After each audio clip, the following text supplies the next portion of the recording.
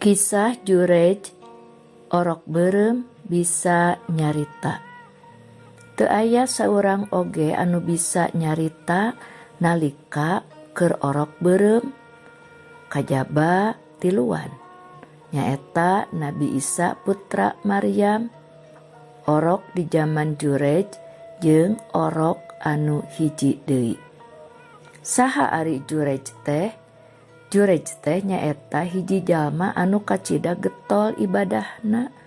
Manehna ngahaja nyieun kuil tempat ibadah ditonggoheun lemburna, misah jeung imah indungna. Meureunnan supaya jongjon ibadah teu kaganggu ku urusan sejen. Dina hiji poe indungna ngarasa sono hayang patepung jeung Jurej. Terus ngahaja indit ke tempat ibadahna. Bari gegeroan, Jurej, Jurej, ka dieu emah hoyong pendak. Harita Jurej ngadenge sora indungna gegeroan ngan keur salat sunat. Dina jero hatena manehna ngomong, halah eta sora emak kumahanya tuluikeun salat atawa nepangan emak. Hatena sabil. Tapi tuluina mah nuluikeun salatna. Teu lila indungna ngageroan deui, Jurej, Jurej, ka dieu tepungan emak hoyong panggih. Deui manehna nanya dina hatena, aduh kumahanya manggihan emak atawa nuluikeun salat. Tuluina manehanana leuwih ngutamakeun salatna. Terus teh indungna ngageroan deui anu katilu kalina.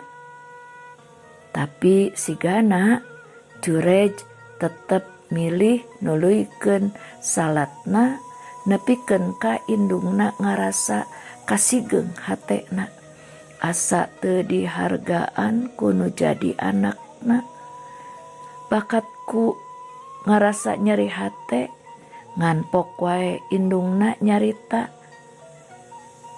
Mugi Allah teu waka ngamaotkeun pun anak Jurej nepikeun ka beungeutna ditinggalikeun di hareupeun para pelacur.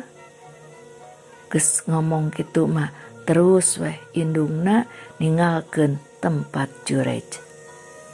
Sanggeus kajadian eta kacaritakeun aya saurang awewe bangor atawa awewe tukang lacur.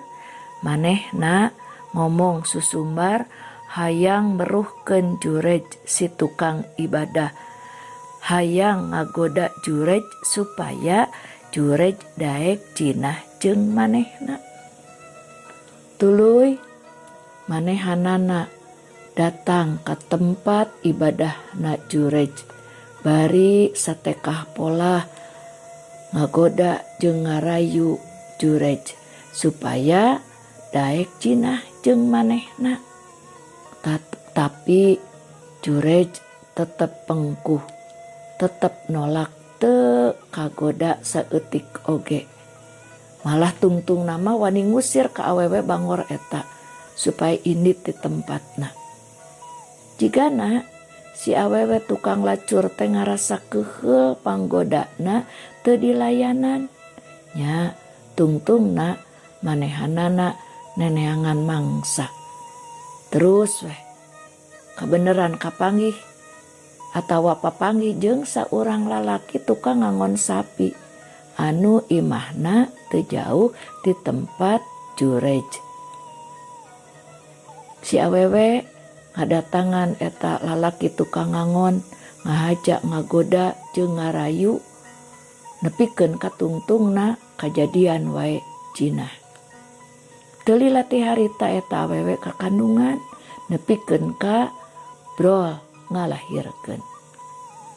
Bari mamawa orokna Eta awewe tukang lacur teh indit kaditu kadieu eueuh ka era ngumbar aib sorangan ngabejak-bejakeun aib sorangan ka batur yen ieu orok teh hasil jina jeung jurej. Atuh puguh we jalma-jalma anu ngadarenge harita kacida pisan rareuwaseunana. Maranehanana loba anu ngararomong asa teu disangka jurej anu kasohor ahli ibadah bet kitu kalakuanana nya.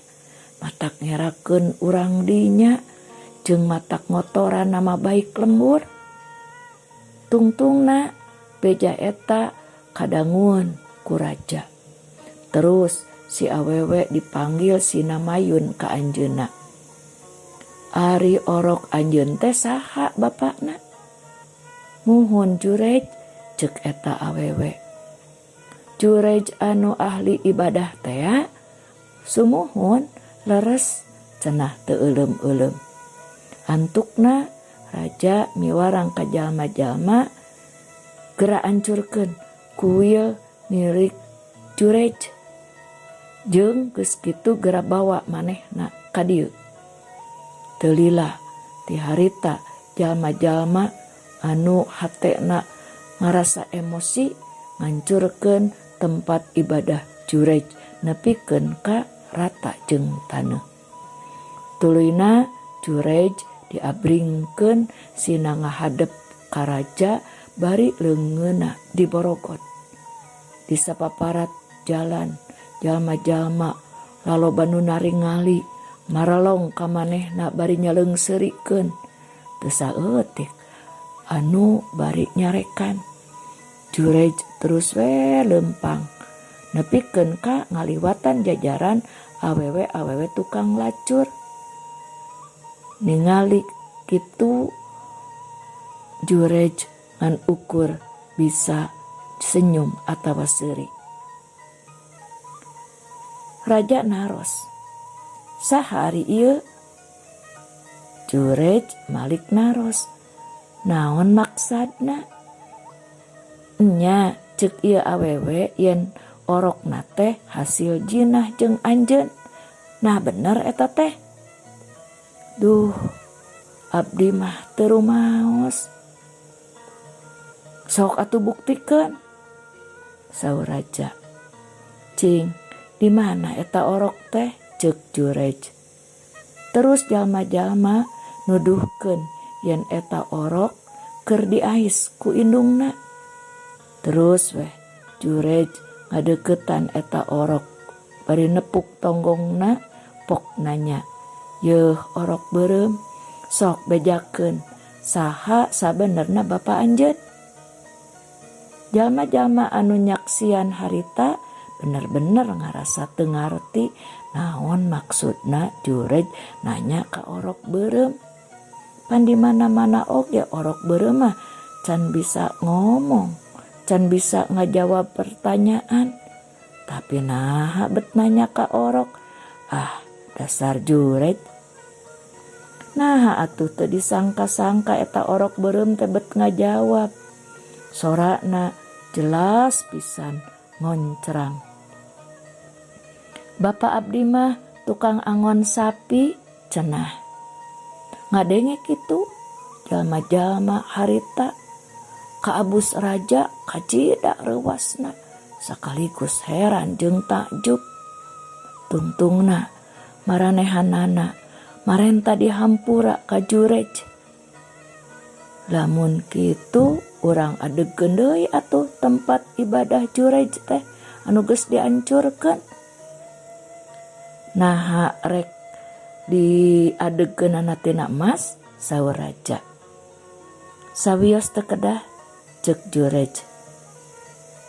Tapi raja nyarios deui kumaha atuh lamun urang bangun deui atawa adegeun deui ku perak tina perak bahan-bahanna.